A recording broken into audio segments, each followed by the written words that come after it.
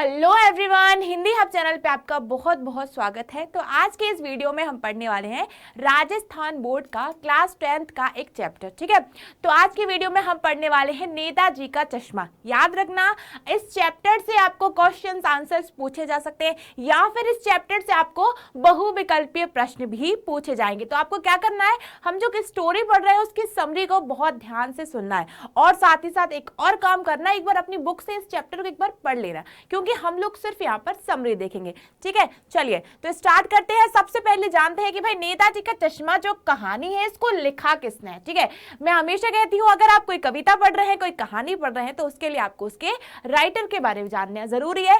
तो नेताजी का चश्मा, अब नेताजी बात सुन के इतना तो समझ गए होंगे कि यहाँ पे बात हो रही है नेताजी यानी कि सुभाष चंद्र बोस की। ठीक है, तो नेताजी किसे कहा गया है? सुभाष चंद्र बोस को कहा गया है और इसके लेखक है स्वयं प्रकाश जी। ठीक है, ये लेखक ने एक बहुत अच्छी कहानी लिखी है जिसमें उन्होंने बताया है कि किस तरह से जो एक जगह है, एक कस्बे में नेताजी की मूर्ति लगाई जाती है भाई, और जब जब लेखक का जो कहानी का मेन किरदार है, जब जब वो इस रास्ते से गुजरता है तो हर बार उन्हें नेताजी का जो चश्मा है वो अलग अलग मिलता है, मतलब कि नेताजी का चश्मा उन्हें बदला बदला मिलता है। तो आइए जानते हैं कि आखिर इस बदलते चश्मे की पीछे का राज क्या था। ठीक है, तो लिखा हुआ है इस कहानी के माध्यम से, लिखा है इसमें कि इस कहानी के माध्यम से लेखक स्वयं प्रकाश जी ने हमें बताया है कि एक भूभाग जो चारों ओर से सीमाओं से घिरा हुआ है और वह देश नहीं कहलाता। इसमें क्या कह रहे हैं कवि कि एक जो भूभाग है, भूभाग मतलब जो पृथ्वी का जो हिस्सा है, भले वो चारों ओर से देशों से घिरा हुआ है, लेकिन वो देश नहीं कहलाता। स्वयं प्रकाश जी ने कहा है कि इस देश के अंदर रहने वाले नागरिकों, जीव जंतु, मतलब इस देश के अंदर जो लोग रह रहे हैं वो हमारे देश को देश बना रहे हैं। वो कैसे कि इस देश के अंदर रहने वाले नागरिकों, जीव जंतुओं, वनस्पतियों, पेड़ पौधों, पशु पक्षियों और नदियों, पहाड़ आदि के मेल से जो एक पूरे देश का निर्माण और विकास होता है। यहाँ पे कवि ने एक बहुत अच्छी बात की है कि जो सीमाओं से घिरा हुआ है वो अकेले देश नहीं कहलाता, बल्कि देश किससे बनता है? देश में रहने वाले नागरिकों से, वहां रहने वाले पशु पक्षियों से और वहां बहने वाली नदियों की धाराओं से। लिखा है जो व्यक्ति इन सभी से प्यार और इन्हें सुरक्षित व समृद्ध बनाने की भावना अपने हृदय में रखता है, केवल उसे ही देशभक्त कहा गया। और इसमें बहुत ही अच्छी बात कही है कि जो अपने देश की जो वस्तुएं हैं उनको सुरक्षित रखने का जो प्रयास करता है वही सही मायने में सच्चा देशभक्त कहलाता है। अब हमारी कहानी शुरू होती है। लिखा है कि इस कहानी में, नेताजी का चश्मा कहानी में, लेखक स्वयं प्रकाश जी ने कैप्टन चश्मे वाले के जरिए देश के लाखों करोड़ों नागरिकों के इस महत्वपूर्ण योगदान जो को जीवित व स्पष्ट मूर्ति का रूप दिया। इसमें बताया कि किस तरह से इस जो कहानी का जो पात्र है जिसका नाम है कैप्टन चश्मे वाले, तो उन्होंने क्या बताया कि भाई कैप्टन चश्मे वाले के जरिए उन्होंने हमारे देश के लाखों करोड़ों मूर्तिकारों को और साथ ही साथ लाखों करोड़ों नागरिकों को एक मूर्ति का रूप, एक साक्षात रूप, मतलब कि सजीव रूप दिया है। प्रस्तुत कहानी के प्रारंभ में यानी कि शुरुआत में लेखक ने बताया है कि हालदार साहब जो कि इस कहानी के दूसरे महत्वपूर्ण किरदार हैं। अब याद रखना, इस कहानी के दो सबसे ज्यादा महत्वपूर्ण किरदार हैं। पहला तो है वो कैप्टन चश्मे वाला जो चश्मे बनाता था और हर दिन नेताजी का नया चश्मा बदल देता था। ठीक है, अब दूसरा इसका मेन किरदार है वो है हालदार साहब जो इस कस्बे में बनी हुई एक फैक्ट्री के मालिक हैं। ठीक है, तो जो हालदार साहब है वो जब नेताजी के चश्मे को देखते हैं तो उन्हें लगता है कि भाई ये नेताजी का चश्मा तो रोज बदलता जा रहा है। आगे लिखा हुआ है उन्हें, मतलब जो हालदार साहब होते हैं, उन्हें कंपनी के काम से उस कस्बे से होकर जाना पड़ता था। कस्बा यानी कि उसका वो छोटी सी जगह, वो छोटा सा स्थान, या फिर यहाँ पे गांव कह सकते हैं। लिखा है उन्हें कंपनी के काम से उस कस्बे से होकर जाना पड़ता था, जिससे यह पूरी कहानी जुड़ी हुई है। अब जो हालदार साहब हैं वो जब जब उस कस्बे से गुजरते वो हर बार वहां पर नेताजी की एक मूर्ति देखते हैं। लिखा हुआ है कि वह एक छोटा सा कस्बा था जिसमें कुछ पक्के मकान थे और साथ ही साथ एक लड़कों और लड़कियों का स्कूल था, एक सीमेंट बनाने का छोटा सा कारखाना था, 2 ओपन एयर सिनेमा घर और एक नगर पालिका का दफ्तर था। ठीक है, अब यहाँ पे बताया गया है कि जो नगर पालिका का दफ्तर था वो क्या करता था, वो उसने ही मूर्ति बनाने का काम किया था। लिखा है अब उस छोटे से कस्बे में क्या था, सिर्फ उसमें एक स्कूल था, एक सीमेंट का कारखाना था, 2 ओपन एयर सिनेमा घर थे। ठीक है, अब लिखा है कि अब छोटे से कस्बे में एक नगर पालिका थी, तो वह कुछ ना कुछ तो करती रहती थी। अब वो जो नगर पालिका थी वो कोई ना कोई काम करती रहती थी, कभी वहां पे घरों का निर्माण करती थी, कभी वहां पे कुछ जरूरी चीजों का निर्माण करती, और यह समय समय पर उस कस्बे के निर्माण कार्य को पूरा करती ही रहती थी। उसमें से उनका एक जो निर्माण कार्य था कि वहां के उस कस्बे के चौराहे पर भाई उन्होंने एक नेताजी सुभाष चंद्र बोस की मूर्ति को लगवाया था। लिखा है नगर पालिका की एक उत्साही प्रशासनिक अधिकारी ने, अब जो नगर पालिका की जो एक प्रशासनिक अधिकारी थी तो उन्होंने उस कस्बे में एक चौराहे मतलब कि 4 रास्तों के समूह पर नेताजी सुभाष चंद्र बोस की संगमरमर की मूर्ति लगवानी चाहिए। क्योंकि अब यहाँ पे आप लोगों ने भी देखा होगा कि किस तरह से जो बड़े बड़े चौराहे होते हैं उन पर महान विभूतियों की, जो महान बड़े बड़े लोग होते हैं, महान विभूतियां होती हैं, उनकी अक्सर मूर्तियां, प्रतिमाएं लगाई जाती हैं। तो लिखा है कि लेकिन अब वो चाहते तो थे कि भाई नेताजी की मूर्ति लगवाना, लेकिन उनका जो बजट था, जो उनका पैसों का जो बजट था वो बहुत कम था। लिखा है क्योंकि इस मूर्ति को बनवाने का बजट कुछ ज्यादा ही आ रहा था, इसीलिए, और बोर्ड का शासनकाल, मतलब अब जो वहां पे जो बोर्ड का जो शासन का, उनका जो काम करने का जो टाइम था वो बहुत कम बचा था। इस कारण इस मूर्ति को बनवाने का काम इस कस्बे के एक हाई स्कूल के एक शिक्षक मोतीलाल जी को दे दिया।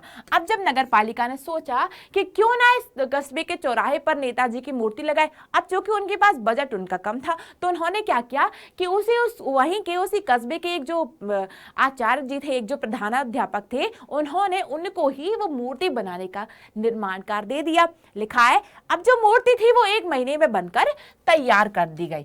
मूर्ति बहुत अच्छी बनी थी, बस एक चीज की कमी छूटी थी कि जो मूर्तिकार था वो नेताजी की आंखों पर चश्मा बनाना भूल गया था। उस मूर्ति को देखकर ऐसा लगता था जैसे वह देश के लिए बलिदान की प्रेरणा दे रही है। अब जो राइटर है श्याम प्रकाश जी, वो कह रहे हैं कि वो मूर्ति तो बहुत अच्छी बनी थी, लेकिन उस मूर्ति में एक सबसे इंपॉर्टेंट चीज, सबसे महत्वपूर्ण चीज तो छूटी गई थी, वो थी नेताजी का चश्मा। आप अगर कभी भी नेताजी सुभाष चंद्र बोस की फोटो देखेंगे तो उनके वो हमेशा एक चश्मा को पहने रहते थे। तो जो लेखक वही कह रहे हैं कि सब कुछ तो उस मूर्ति में ठीक था, बस उसमें नेताजी के चश्मे की कमी रह गई थी। आगे लिखा है कि अब जब भी जो हवलदार साहब थे, इस कहानी के जो मुख्य पात्र थे हवलदार साहब, अब जब अपनी फैक्ट्री के काम से वो उस कस्बे में जाते तो दिखा है कि हवलदार साहब ने जब उस संगमरमर की मूर्ति को देखा तो उन्होंने कहा, वाह भाई ये कितना अच्छा है, ये भी एक अच्छा आइडिया है कि संगमरमर की मूर्ति पर एक असली चश्मा। अब जो मूर्तिकार था, जो मूर्ति को बना रहा था, भाई वो तो मूर्ति पर चश्मा लगाना भूल ही गया था। तो वहां पे क्या हुआ कि उस मूर्ति पर एक असली का एक चश्मा लगा दिया गया है, वो उनको नेताजी को एक नया चश्मा पहना दिया गया। तो ये जो चश्मा पहनाने का जो आइडिया था एक बहुत ही आकर्षक आइडिया था कि भाई मूर्ति तो प्रतिमा बनी हुई है और चश्मा उस पर असली का पहचाया हुआ है। अब बाद में पता चला कि भाई ये चश्मा पहनाता कौन है रोज रोज। लिखा है पहले दिन हवलदार साहब ने मूर्ति पर सचमुच का चश्मा देखा तो उन्हें बहुत खुशी हुई यह जानकर कि आज भी लोग देशभक्ति की भावना से ओतप्रोत है। अब जब देखा हवलदार साहब ने कि भाई नेताजी की मूर्ति पर तो असली का चश्मा लगा है, तो उन्हें बहुत खुशी हुई कि भाई आज भी हमारे देश में, हमारे देश के जो महान स्वतंत्रता संग्राम सेनानी थी उनकी इतनी इज्जत की जाती है कि उनकी मूर्ति पर एक असली का चश्मा लगाया जाता है। लिखा है कि आज भी लोग देशभक्ति की भावना से इतने ज्यादा ओतप्रोत है। आगे लिखा है लेकिन जब दूसरी बार जब वह फिर वहां आए तो उन्होंने मूर्ति पर तार के फ्रेम का गोल चश्मा देखा। अब जो हवलदार साहब जब वो पहली बार कस्बे में आए तो उन्होंने मूर्ति को देखा, तब उस मूर्ति में चश्मा कोई और था। अब जब वो दूसरी बार वहां से गुजरे तो उन्होंने फिर मूर्ति को देखा, तब वहां पर उनकी मूर्ति पर एक तार के फ्रेम का गोल चश्मा लगा हुआ था। अब जब वो तीसरी बार आए तो तीसरी बार देखा कि भाई तीसरी बार भी उस मूर्ति का चश्मा बदला हुआ है। अब वो बहुत हैरान हुए कि जो मूर्ति है तो कपड़े तो बदल नहीं सकती, तो क्यों ना उसके रोज चश्मे ही बदल दिए जाए। आगे लिखा है तो इस बात के पीछे का राज जानने के लिए इस बार उन्होंने पान वाले से पूछ ही लिया कि नेताजी की मूर्ति पर लगा चश्मा हर दिन बदल कैसे जाता। अब जब उनके मन में ये बात बैठ गई थी कि भाई मैं जब जब इस कस्बे से निकलता हूँ इस मूर्ति पर एक नया चश्मा ही देखता हूँ, तो एक बार उनके दिमाग में आया कि क्यों ना इस चश्मे के पीछे का राज आज जान लिया जाए। फिर आगे कहा है कि उन्होंने पान वाला, अब वो जहां उस कस्बे में जिस पान वाले की जगह रुककर रोज पान खाते थे तो उन्होंने उस पान वाले से पूछा। लिखा है तो पान वाले ने बताया कि कैप्टन नाम का चश्मा बेचने वाला एक आदमी उस मूर्ति पर चश्मा पहनाता है। ठीक है, अब पान वाला उसे बता देता है कि भाई ये जो चश्मा पहनाता है वो है कैप्टन नाम का आदमी और वो रोज उस मूर्ति पर एक नया चश्मा पहना देता है। क्यों? क्योंकि वो अपने चश्मे की बिक्री बढ़ाने के लिए। लिखा है पानवाले ने बताया कि कैप्टन नाम का चश्मा बेचने वाला एक आदमी उस मूर्ति पर चश्मा पहनाता है और जब उसके किसी ग्राहक को उस तरह का चश्मा लेना हो तो वह उस चश्मे को उतार कर उस मूर्ति पर दूसरा चश्मा पहना देता है। ठीक है, फिर आगे लिखा है अब जो हवलदार साहब थे वो तुरंत समझ गए कि कैप्टन को बिना चश्मे की मूर्ति बेकार लगती होगी, इसीलिए वह चश्मा पहनाता रहता है, कभी बिना चश्मे की मूर्ति को नहीं छोड़ता। अब यहाँ पे जो हवलदार साहब थे वो क्या सोचे कि भाई जो कैप्टन है, जो चश्मे वाला है, वो तो बहुत बड़ा देशभक्त निकला कि उन्हें नेताजी सुभाष चंद्र बोस की मूर्ति बिना चश्मे की अच्छी नहीं लगती होगी, इसीलिए वो रोज उन्हें एक नया चश्मा पहनाता है। ठीक है, फिर आगे बताया है फिर जो हवलदार साहब थे, हवलदार साहब से अब उनके मन में एक और बात आ गई कि भाई आज भी इतने अच्छे देशभक्त लोग मिलते हैं, तो फिर पानवाले से पूछते हैं। लिखा है कि उस पानवाले से यह जानने की कोशिश करते हैं कि यह कैप्टन चश्मे वाला क्या नेताजी का कोई मित्र या आजाद हिंद फौज का कोई सिपाही है। अब वो उससे क्या पूछते हैं कि भाई जो चश्मे वाला कैप्टन है, क्या वो कोई आजाद हिंद फौज का कोई सिपाही है, क्या कौन है वो भाई या क्या वो उनका रिश्तेदार है, उसके मन में इतनी देशभक्ति की भावना आखिर है क्यों। तो वो कहता है कि पानवाले ने अब चश्मे वाले का मजाक बनाते हुए कहा कि वह तो भाई लंगड़ा और पागल है। अब जो चश्मा बनाने वाला कैप्टन है वो कैसा है, लंगड़ा है, वह कैसे फौज में भर्ती हो सकता है। हवलदार साहब का चश्मे वाले का इस प्रकार से मजाक बनाया जाना बिल्कुल। अब जो हवलदार साहब थे, जब उस पानवाले ने चश्मे वाले का मजाक बनाया तो हवलदार साहब को ये बात बिल्कुल पसंद नहीं आई कि कोई कैसे भाई उसका मजाक बना सकता है, वो तो इतना अच्छा काम करता है कि जो नेताजी की मूर्ति फिर रोज नया चश्मा लगा देता है, क्योंकि नेताजी की मूर्ति बनाते वक्त वो जो मास्टर जी थे उन्होंने उस पर चश्मा नहीं पहनाया था। याद रखना क्वेश्चन इसी से ही पूछे जाएंगे, आंसर भी आपके इसी समरी में छुपे हुए होंगे, बस आपको ध्यान से देखना है। लिखा है हवलदार साहब ने जब सामने से आ रहे कैप्टन चश्मे वाले को देखा तो वह आश्चर्यचकित हो गए। अब उन्हें आश्चर्य हुआ कि वह एक बूढ़ा मरियल लंगड़ा सा आदमी ये कैप्टन चश्मे वाला है। अब वो देख के रह गए कि यार मैं तो इसके बारे में कुछ और ही सोचता था, ये तो एक बूढ़ा सा मरियल आदमी निकला। फिर आगे बताया है, लेखक ने बताया, स्वयं प्रकाश जी ने बताया कि हवलदार साहब जब 2 वर्ष तक उस छोटे से कस्बे से गुजरते थे और नेताजी की मूर्ति पर बदलते हुए चश्मे को देखता। अब ये जो घटना थी, घटने का सिलसिला 2 सालों तक चलता रहा। अब हर बार हवलदार साहब उस कस्बे से निकलते और हर बार उन्हें उस कस्बे में नेताजी की मूर्ति पर एक नया चश्मा दिखाई देता। अब ये सिलसिला चलता रहा, लेकिन 2 साल के बाद यहाँ पे बताया गया कि 2 साल के बाद जब उन्होंने एक दिन मूर्ति पर कोई भी चश्मा नहीं देखा तो उनके मन में फिर एक बात भाई, वो तुरंत पानवाले के पास गए। लिखा है कि फिर अचानक एक बार उन्होंने देखा कि मूर्ति पर कोई चश्मा नहीं था और साथ ही साथ जो थी पानवाले की दुकान भी बंद थी। लिखा है कि उस चौराहे पर जितनी दुकानें थी वो सब बंद थी। अगली बार आने पर भी उन्होंने देखा कि चश्मा मूर्ति पर है ही नहीं। लिखा है उन्होंने पानवाले से पूछा तो फिर पता चला कि कैप्टन चश्मे वाला अब मर गया। मतलब जो चश्मा वाला कैप्टन था जो रोज मूर्ति पर एक नया चश्मा लगा देता था, अब उसकी मृत्यु हो गई है।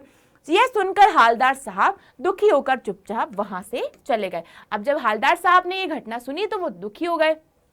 लिखा है यह बताते वक्त पानवाले की आंखों भी आंसुओं से भरी थी, उन्हें बहुत दुख हुआ। अब जब जो कैप्टन चश्मे वाला था वो लोग आपस में आमने सामने दुकान लगाती थी तो उन दोनों के बीच एक अच्छा रिश्ता बन गया था। अब जब हवलदार साहब को पानवाले ने यह सूचना दी कि भाई अब जो कैप्टन साहब हैं जो रोज मूर्ति पर नया चश्मा लगा देते थे वो तो अब इस दुनिया में रहे ही नहीं। फिर लिखा है कि 15 दिन बाद जब वह कस्बे से गुजरे तो सोचा कि वह नहीं रुकेंगे, अब पान भी नहीं खाएंगे और नेताजी की मूर्ति की तरफ तो देखे भी नहीं। अब जो हवलदार साहब थे वो थे बहुत बड़े देशभक्त। अब उन्होंने सोचा कि अब वो ना तो उस कस्बे में जाके ना तो उस जगह मूर्ति की जगह रुकेंगे, ना उस मूर्ति को देखेंगे और ना ही वहां पर वो पान खाएंगे। लेकिन जैसे ही वे चौराहे पर पहुंचे उन्होंने आखिर मूर्ति की ओर देख ही लिया और उन्होंने लिखा है कि उन्हें देखा कि नेताजी की मूर्ति पर छोटा सरकंडे का चश्मा लगा हुआ है जो कि छोटे बच्चों ने अपने हाथों से बनाया। अब यहाँ पे एक बहुत अच्छी बात आपने देखोगे, इसमें फिर हमें देशभक्ति की भावना देखने को मिली है कि जब वो अगली बार जब उन्होंने देखा कि अब नेताजी की मूर्ति पर एक बच्चों वाला चश्मा लगा हुआ है, ठीक है, जो कि छोटे छोटे बच्चों ने बनाया है और उसके बाद उन्होंने नेताजी की मूर्ति पर वो चश्मा लगाया हुआ है। यह देखकर जो हालदार साहब थे वो बहुत खुश हुए कि भाई आज भी हमारे देश में देशभक्ति की भावना, हमारे देश के जो इतने बड़े बड़े योद्धा हैं, जो स्वतंत्रता संग्राम सेनानी, आज हमारे देश में उनको उसी तरह से सम्मानित किया जाता है। लिखा है, देश पर शहीद होने वाले वीरों के लिए छोटे बच्चों की भावना व देशभक्ति पर वह भावुक उठे तथा उनकी आंखों में आंसू आ गए।